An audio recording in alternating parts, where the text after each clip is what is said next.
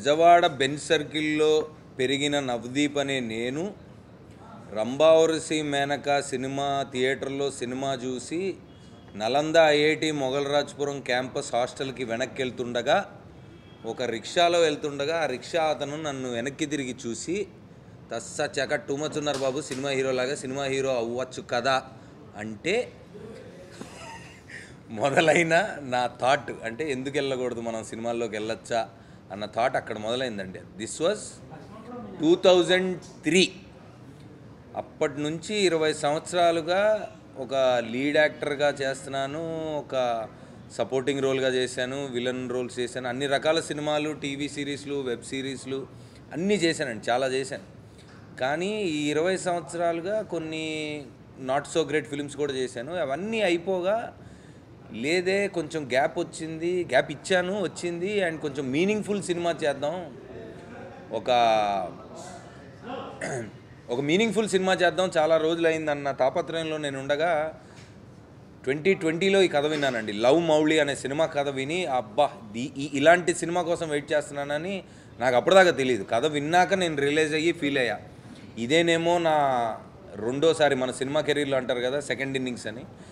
So ఆ కథ విన్నప్పుడు అనిపించింది. అప్పటి నుంచి 2-3 ఇయర్స్, అంటే ఒక 1.5-2 ఇయర్స్ సినిమా స్టార్ట్ అవ్వలేదు. అవుతుంది అనుకున్నాం, అవ్వలేదు. సరే నా పని నేను చేసుకుంటా ఉన్నాను. ఈ సినిమా గురించి జుట్టు గడ్డం పెంచుతూ, బాడీ పెంచుతూ ఆల్మోస్ట్ 2.5 ఇయర్స్ వెయిటింగ్లోనే ఉన్నాను. తర్వాత ఫైనల్గా నా బాధ చూసి నా కొంతమంది ఫ్రెండ్స్ ముందుకు వచ్చి, అరే ఏం కావాలి నీకు, ఎందుకు ఇంత కష్టపడుతున్నావు అంటే, ఈ సినిమా కథ మీద నాకు అంత నమ్మకం ఉంది. ఆ సినిమా కథ విన్నప్పుడు, ఆ మనిషి మా డైరెక్టర్ దగ్గర నుంచి విన్నప్పుడు నేను కొంత ఫీల్ అయ్యాను. అంటే మనుషుల మధ్యలో రిలేషన్స్కి ఎందుకు గొడవలు వస్తుంటాయి, ప్రేమిస్తాం మనుషుల్ని, కానీ ఎక్కడో ఆ ప్రేమ ఎందుకు తగ్గినట్టు ఉంటుంది, లేదంటే ఎందుకు ఇద్దరు మనుషులు దూరం అసలు ఎందుకు అవుతారు, ఇంత ప్రేమలో ఉన్న మనుషులని నేను పర్సనల్గా నా లైఫ్లో ఫీల్ అయినవి వాటికి ఆన్సర్ దొరికినట్టు అనిపించిందండి. సో ఆ సినిమా కథ ఫైనల్గా మేము మా ఫ్రెండ్స్ అందరూ చేరి ఒక ప్రొడక్షన్ చేసి, ఎప్పుడు అంటే మన ఇండియన్ ఫిల్మ్ హిస్టరీలో ఎప్పుడు జరగనట్టుగా మేఘాలయలో ఎవరు షూట్ చేయలేదండి. చాలా టఫ్ వెదర్ అది. సో అన్ని సినిమాలకు అందరూ కష్టపడతారు, ఇవన్నీ మనం వింటూ ఉంటాం, కానీ నేనే చాలా కష్టపడి చేసిన సినిమా ఇది. ఈ కథ విన్నప్పుడు అంటే నా లైఫ్లో హ్యూమన్ రిలేషన్స్ ఎలా అయితే మారినాయి, ఓహో దీనివల్ల గొడవలు పడతామా, అంటే ఈ కథలో మేము చెప్పిన పాయింట్ ప్రకారం ఆలోచిస్తే ప్రేమలో ఎటువంటి గొడవలు రామేమో, ప్రేమలో మనుషులు విడిపోరేమో అని నేను ఫీల్ అయిన ఫీలింగు ఆడియన్స్కి అందజేయాలని. అంటే మేము సినిమా చేసాము, ఆబ్వియస్లీ కమర్షియల్గా సక్సెస్ అవ్వాలి, ప్రొడ్యూసర్కి డబ్బులు రావాలి, ఇవన్నీ పక్కన పెడితే నేను ఫీల్ అయింది ప్రేమ కథల గురించి, నా జీవితంలో ప్రేమ గురించి. ప్రేక్షకులు, ఆడియన్స్ ఈ సినిమా చూసినప్పుడు ఫీల్ అవుతారనే నమ్మకం, ఫీల్ అవుతారనే ఆశ. ఎందుకంటే చాలా సినిమాలు చూస్తారండి, అందరూ సినిమా మీద ప్రేమతో సినిమా చూస్తాం.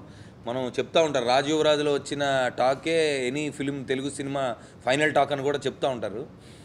సో సినిమా ఎంత నచ్చింది, సినిమా కమర్షియల్స్ ఏంటి అని పక్కన పెడితే, నేను నా జీవితంలో వచ్చిన మార్పులు, నేను ఇంకా సినిమా రిలీజ్ ముందు చెప్తున్నానండి. సో ఈ కథ అటువంటిది, ప్రేమ కథ అటువంటిది. సో ప్రేక్షకుల్లో నేను ఫీల్ అయిన వాటిల్లో అట్లీస్ట్ ఒక 30-40% ఫీల్ అయినా వీఆర్ సక్సెస్ఫుల్ అని నేను ఫీల్ అవుతానండి ఈ సినిమా గురించి. సో పాయింట్ కథ అంత గ్రేట్ కథ అని మేము ఫీల్ అవుతున్నాం. చాలా బాగా వచ్చింది, చాలా బాగా తీసాం. సో మ్యూజిక్ కూడా చాలా బాగుంది. అయితే ఈ కథ మామూలుగా సినిమా రిలీజ్ అయిపోయిన తర్వాత టూర్లకు వెళ్తూ ఉంటానండి. బట్ ఫస్ట్ టైం నేను థియేటర్స్కి ట్రైలర్ పట్టుకొని వెళ్తున్నాను. అండ్ నిన్నటి నుంచి మొన్న రిలీజ్ చేసాము హైదరాబాద్లో, దాని తర్వాత వైజాగ్, ఏలూరు, కాకినాడ, రాజమండ్రి అన్నీ తిరిగాను. ఇప్పుడు Vijayawada is the last stop. So ధైర్యంగా, గర్వంగా చెప్పగలుగుతాను ఒక మంచి సినిమా చేశానని. నేను ఫీల్ అయింది మీరు అందరూ కూడా ఫీల్ అవుతారనే ఆశతో బెజవాడలో ఈ టూర్, అంటే ఫస్ట్ టూర్ లాస్ట్ స్టాప్ ఇది. ఈరోజు లేట్ అయినా సరే ఎట్టి పరిస్థితుల్లో బెజవాడ రావాల్సిందే, ఇక్కడ మిమ్మల్ని అందరినీ కలవాల్సిందే అని డిసైడ్ అయ్యాం. సో చాలా హోప్స్ మీద ఉన్నాం ఈ సినిమాతో, తప్పకుండా ఆదరిస్తారని కోరుకుంటున్నాను. Thank you so much. Love Mouli, love Vijayawada.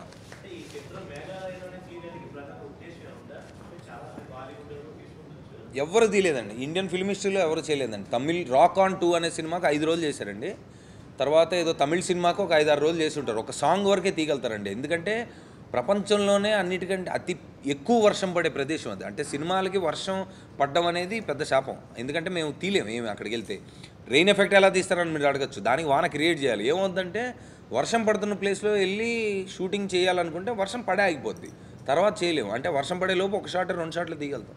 So వర్షం కావాలనుకుంటే వర్షం ప్లేస్లోకి వెళ్ళొచ్చు, కానీ మొత్తం సినిమా అసలు ఎవరు తీయలేరండి అక్కడ. అంటే 5 నిమిషాలు వర్షం వస్తుంది, తర్వాత ఎండ వస్తుంది, తర్వాత మబ్బులు వస్తాయి, లైటింగ్ సరిగా ఉండదు. సో ఇవన్నీ దాటి వెయిట్ చేసి ఓపిక్గా లాక్డౌన్లోనే అక్కడ లాక్డౌన్ అయ్యి మరీ షూట్ చేసాం. 120 days ఉండి 75 days షూట్ చేయగలిగాం మేము. అంటే మీరు వెయిటింగ్ రోజులు ఎన్ని ఉంటాయి మీరు గమనించవచ్చు. సో అంటే మేఘాలయాని ఎంచుకోవడానికి కారణం ఏంటంటే, ఈ మౌళి అనే క్యారెక్టర్ని బేసికలీ వాళ్ళ అమ్మ నాన్న వదిలేస్తే వాళ్ళ తాత దగ్గర ఒక్కడే పెరుగుతాడు. సో పెరిగినప్పుడు 15 ఏళ్ళకి వాళ్ళ తాత కూడా చనిపోతాడు. తర్వాత వీడొక్కడే ఇంకా ప్రేమ అనేది లేదు అని మనుషులందరినీ వదిలేసి దూరంగా పెరుగుతూ ఉంటాడు. సో నిజమైన ప్రేమ, అసలు ప్రేమే లేదని పెరిగిన వాడు కొండల్లో గుట్టల్లో ఎక్కడో తిరుగుతున్నప్పుడు, ఇప్పుడు ఊటీలో పెరిగాడు అనుకోండి ప్రశాంతంగా ఉంటాడు ఫర్ ఎగ్జాంపుల్, ఎందుకంటే చల్లగా ఉంటుంది, వెదర్ అంతా బాగుంటుంది. స్విట్జర్లాండ్లో పెరిగాడు అనుకోండి వాడు ఒకలా ఉంటాడు. మేఘాలయాలో వెదర్ ఏంటంటే డైనమిక్ వెదర్. 5 నిమిషాలకి అంటే రోజులో 15 ఎమోషన్లు ఉంటాయి.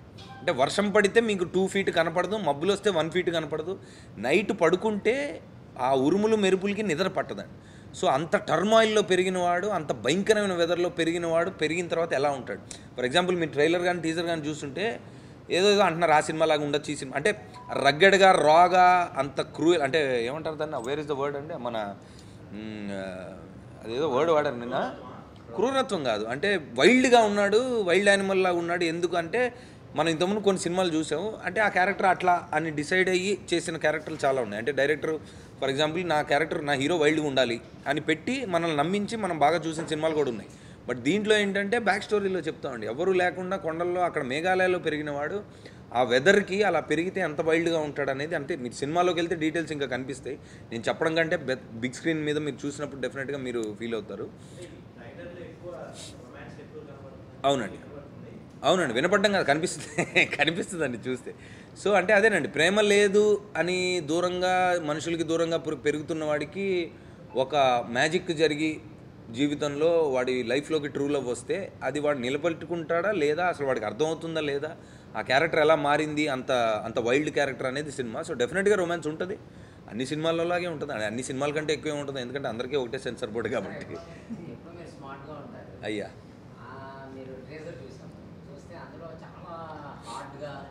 అదే వైల్డ్గా, కరెక్ట్. అంటే టఫ్ క్యారెక్టర్ అండి ఇది. మాకు ఆల్మోస్ట్ 2 years జుట్టు గడ్డాలు పెంచుకొని జరుగుతుంది అన్న తపస్సులా జరిగింది నాకు. చాలా సినిమాలు వేరే కూడా ఈ టైంలో వదిలే, దీని తర్వాతే మా హీరోలకి అంటే యాక్టర్లకి సినిమా వాళ్ళకి అది పిచ్చి ఉంటుందండి. ఒక కథ పట్టుకుంటే ఆ కథ అంత చూసేదాకా మాకు నిద్ర పట్టదు. అంటే ప్లస్ నా సిచ్యువేషన్లో ఉన్నవాడికి, అంటే చాలా రోజుల నుంచి సోలో సినిమాలు చేయలేదు, ప్లస్ ఓకే అందరూ బయటికి వెళ్ళినప్పుడు కానీ ప్రేక్షకులు కానీ మీడియా నుంచి కానీ ఎప్పుడు నీకు టాలెంట్ ఉంది, ఓకే పర్లేదు, నువ్వు పనికొస్తావు సినిమాలకు, కానీ సరైన సినిమా పడలేదు అనేది నాకు కూడా వినిపిస్తూ ఉంటుంది. అది విని నాకే ఏంటి పరిస్థితి అని ఉన్న టైంలో నాకు ఇలాంటి కథ రావడం, నేను ఎక్కువ ఫీల్ అవడం, దాని మీద ఆల్మోస్ట్ 3 years దాటి వర్క్ చేశాను. So it's definitely wild character. నేను చూసినప్పుడు, నేను చేసినప్పుడు నేను అంత ఫీల్ అయి చేశాను. అది అంటే చిన్న టీజర్ ట్రైలర్ బయటికి వెళ్ళినప్పుడు కూడా ప్రేక్షకులు కూడా అది అనిపిస్తుందని నేను అనుకుంటున్నాను.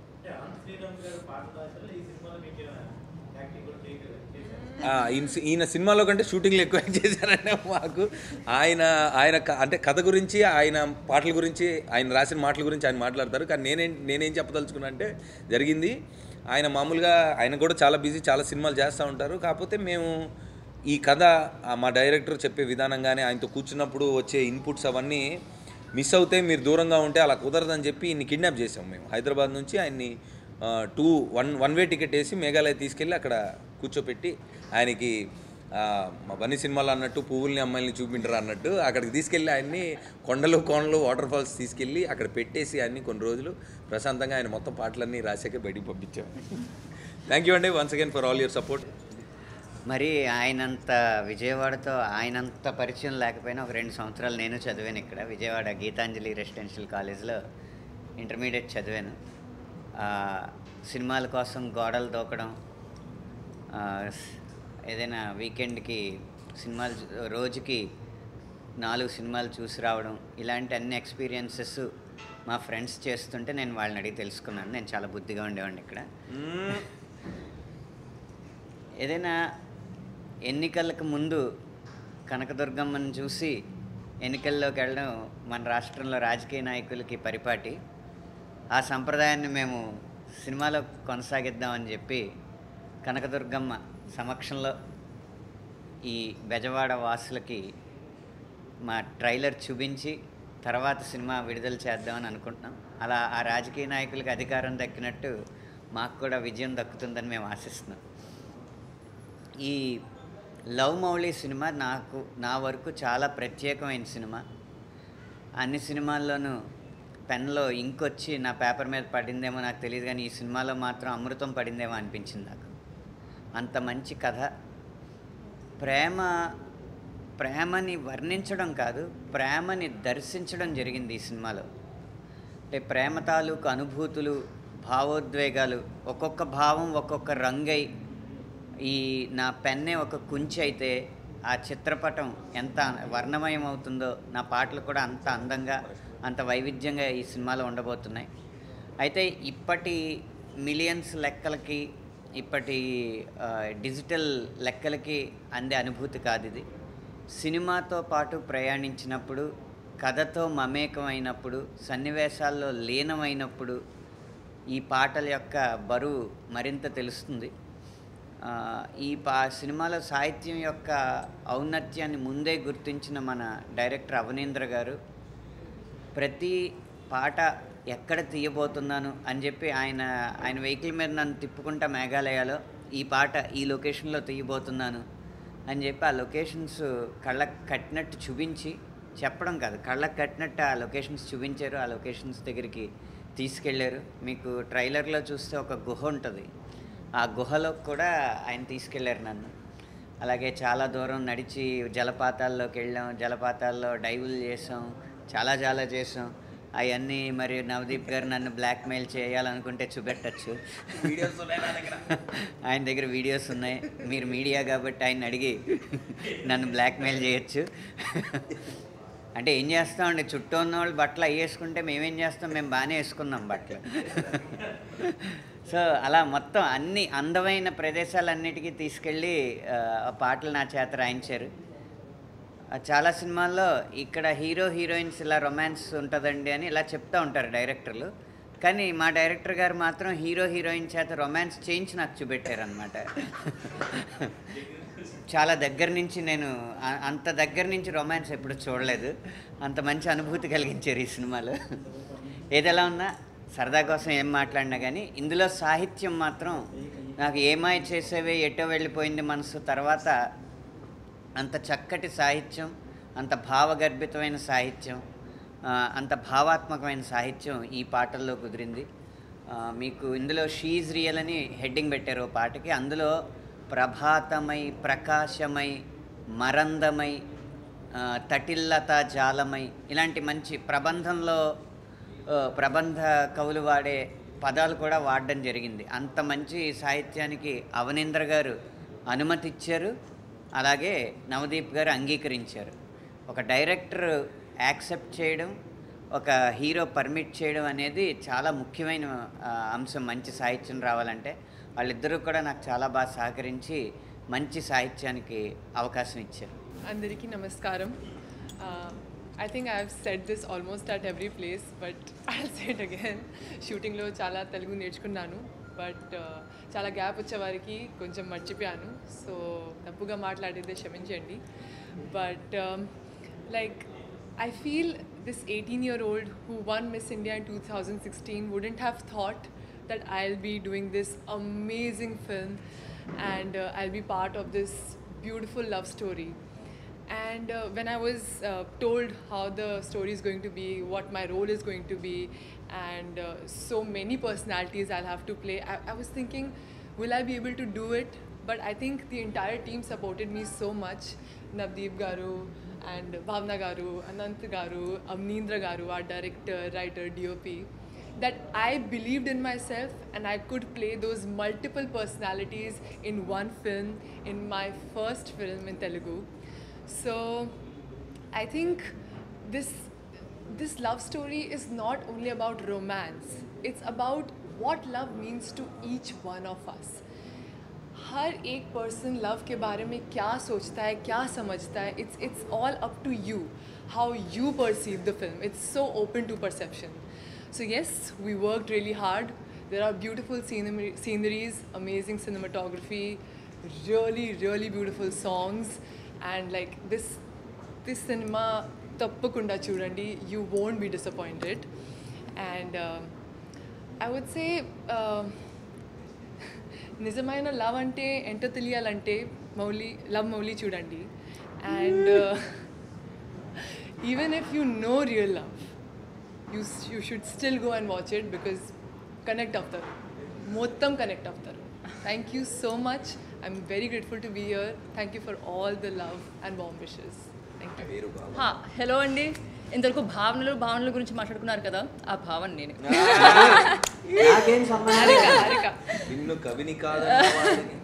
నా పేరు భావన అండి. ఈ సినిమాలో హారిక రోల్ చేస్తున్నాను. మీరు ఇంతవరకు అడుగుతున్నారు కదా, దీంట్లో రొమాన్స్ ఉంది, కెమిస్ట్రీ ఉంది, లైక్ చాలా వైల్డ్గా ఇది ఉందని. నేను అలా అనుకునే నీట్గా పద్ధతిగా MBA పూర్తి చేసి జాబ్ చేస్తున్న అమ్మాయిని నేను. అలాంటి నాకు ఒక సినిమాలో చేయాలి వినగానే నాకు అంత ఇంట్రెస్ట్ చేయాలి అనిపించింది అంటే అర్థం చేసుకోండి, ఇట్స్ మ్యాజిక్. ఒక రెస్పాన్సిబిలిటీ ఉన్న సిటిజన్ లాగా నేను చెప్తున్నాను.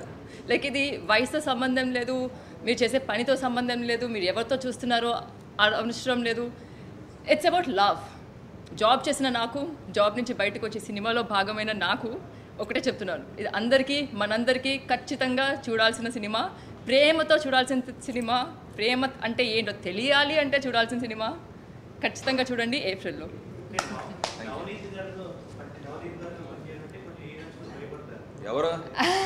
ఎవరన్నా మీకు ఫోన్ చేసి చెప్పారా? ఎవరు చెప్పండి. నాతో పనిచేయడానికి భయపడ్డ హీరోయిన్స్ ఎవరు? నాకు అసలు పూర్తిగా అర్థమైంది. లేదు పూర్తిగా, ఎందుకంటే నేను నార్మల్ వస్తున్నాను కదా సో నాకు మా ఫ్రెండ్స్ అందరికీ తెలిసినప్పుడు ఇలాగ మేఘాలయలో షూటింగ్, అవుట్డోర్ షూటింగ్, నా ఫస్ట్ సినిమా, ఫస్ట్ ఆపర్చునిటీ. మా ఫ్రెండ్స్ అందరూ అమ్మ పాప కాస్త జాగ్రత్తగా ఉండు, నువ్వు వస్తావా తిరిగి ఉంది. భయం అయితే క్రియేట్ అయ్యింది, నేను భయంతో వచ్చాను. కానీ ఎవరండి చెప్పింది అసలు? ఎవరు? అంతా మీడియా అంతా కుట్టగట్టే పాప ఒక మంచి మనిషిని అలాగ ఎలా అసలు ఎంత రెస్పాన్సిబిలిటీ. ఇప్పుడు ఇంకా పాపం ఒక బయట ఒక ఇమేజ్ ఉంది, లోపలేమో ఎంత మంచి ఎంత కైండ్నెస్, ఎంత ప్యూర్ హార్ట్, అసలైన ప్రేమ. మీకు ఇలాంటి మనిషిలో దొరుకుతుందంటే మీరు నమ్ముతారా? త్వరలో లవ్ మౌలి నుంచి అయిపోయిందండి. Cinema ready for release. Censor కోసం వెయిటింగ్ అండి. 19th అని డేట్ అనుకున్నాం, బట్ సెన్సార్ కొంచెం టైము ఎందుకు అవ్వదు సార్?